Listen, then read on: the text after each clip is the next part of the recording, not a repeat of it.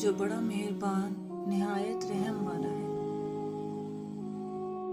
ٹوٹنے کا مطلب ہمیشہ ختم ہونا نہیں ہوتا، کبھی کبھی ٹوٹنا زندگی کا آغاز ہوتا ہے۔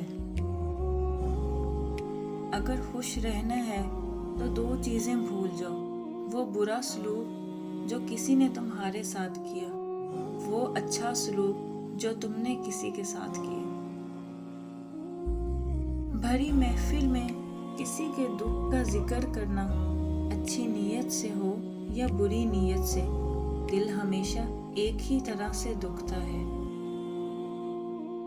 اگر کھوٹے سکے سے کچھ خریدنا ناممکن ہے تو نیتوں میں کھوٹ رکھ کے فلاح پانا بھی ناممکن ہے۔ جو شخص تمہارے خون میں سے نہ ہو اور پھر بھی تمہیں عزت دے، پیار دے، تو بے شک وہ تمہارے لیے بہترین رشتہ ہے۔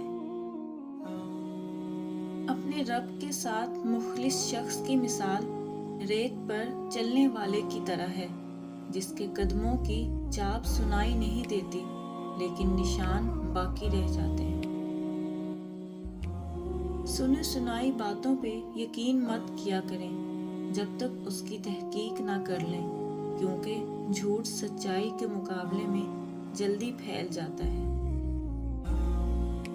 کبھی کبھی میٹھی گفتگو سے لوگ آپ کو عزت نہیں دھوکہ دے رہے ہوتے ہیں۔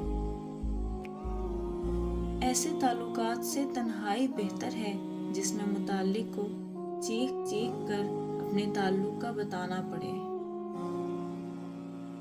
آپ کب صحیح تھے یہ کوئی یاد نہیں رکھتا، آپ کب غلط تھے یہ سب یاد رکھتے ہیں۔ دل میں برائی رکھنے سے بہتر ہے ناراضگی ظاہر کر دو۔